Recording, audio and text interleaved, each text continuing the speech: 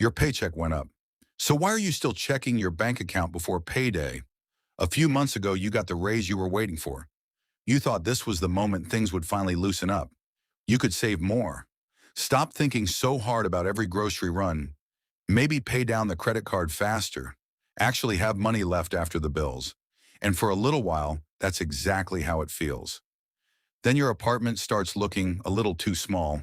The car you were perfectly happy with suddenly feels old. Getting takeout on a Tuesday doesn't seem extravagant anymore.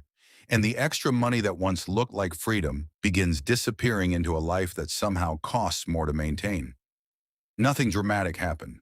That's what makes this trap so difficult to notice. Lifestyle inflation rarely arrives as one ridiculous purchase. It usually arrives disguised as a series of completely reasonable decisions. And the real danger isn't simply that you start spending more. It's that your definition of normal starts moving with your income. Consider someone named Alex. Alex gets promoted and finally brings home noticeably more money each month. That first bigger paycheck feels different. Alex looks at the bank balance and sees possibilities. Maybe build savings. Maybe take a vacation without putting half of it on a card.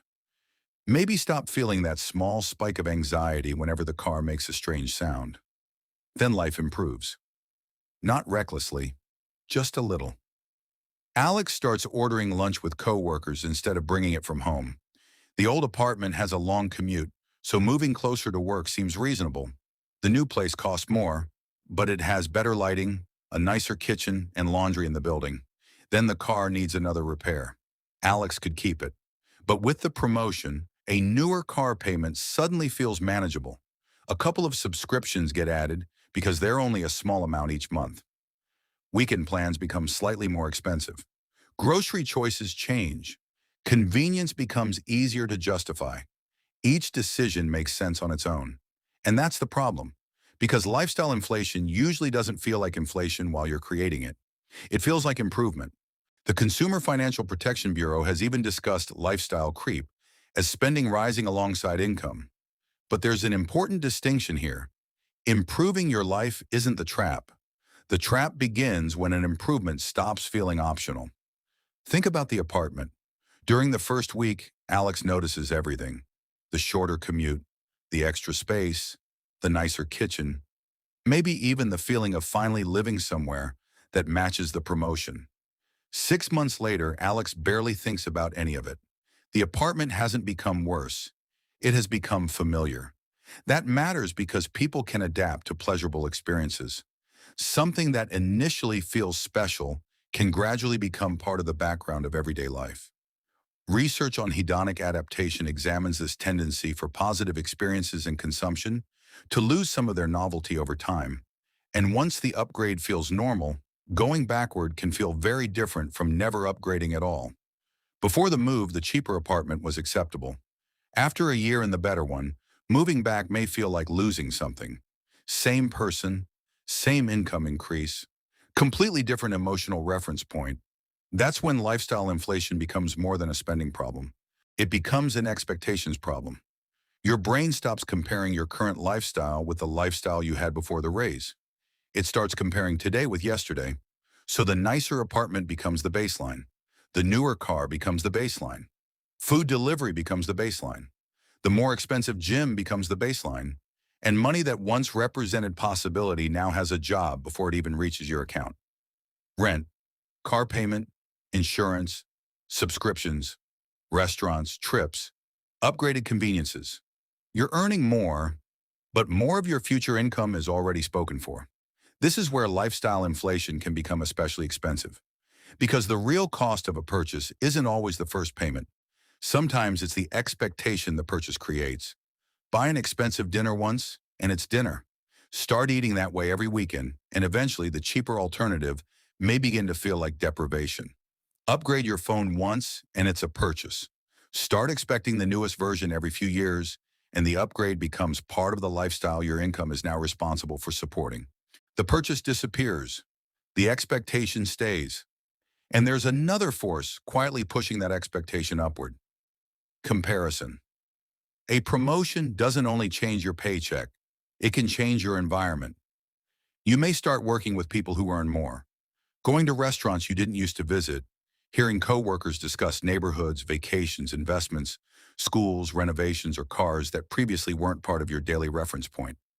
Social comparison can influence how people evaluate their financial position and well-being. Suddenly something strange happens. The lifestyle you once wanted no longer looks impressive because you're no longer looking backward at where you started. You're looking sideways at someone who appears to have more. Alex gets the promotion, then notices the coworker with the house, gets the newer car, then notices the coworker with the luxury SUV, takes the vacation, then opens social media and sees someone staying somewhere better. The finish line moves, not because Alex failed, because the comparison changed.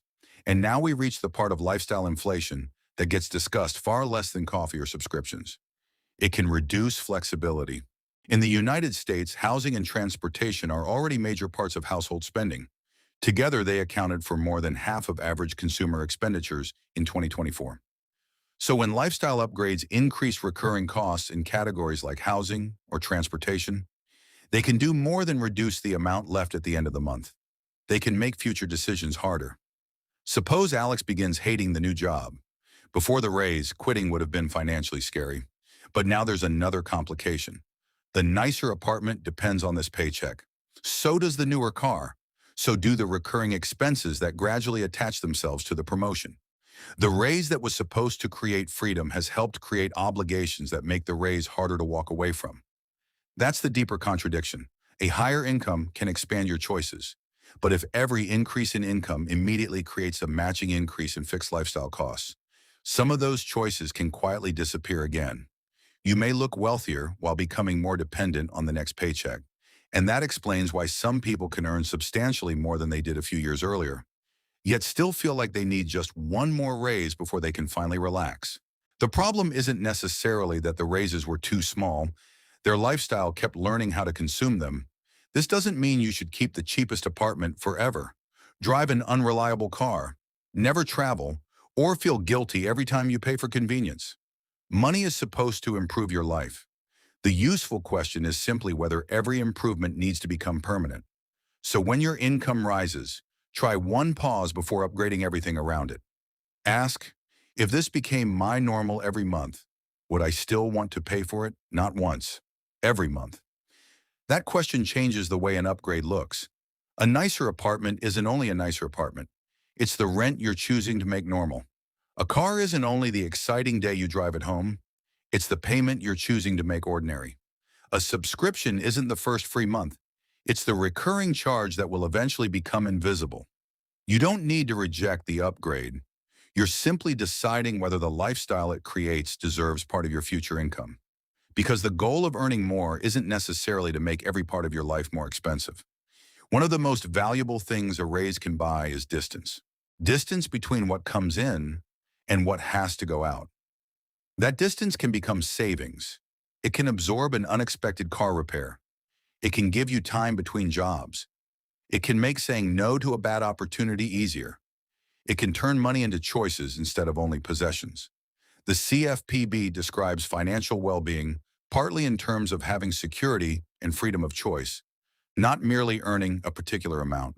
And that brings us back to the bank account before payday. Sometimes the reason a bigger paycheck doesn't feel bigger anymore isn't mysterious. Your life expanded until it met the paycheck. Then the new lifestyle became familiar. And eventually, what once felt like luxury started feeling like the minimum required to live normally. So here's a question worth answering. What upgrade in your own life became normal much faster than you expected? Because once you notice how quickly your standard of living can adapt, another strange money problem becomes easier to understand. Even when you successfully keep part of the raise, saving it can feel surprisingly unsatisfying compared with spending it. And there's a psychological reason for that. That's what the next video explores. Why your brain can make saving money feel like losing, even when you know it's helping your future.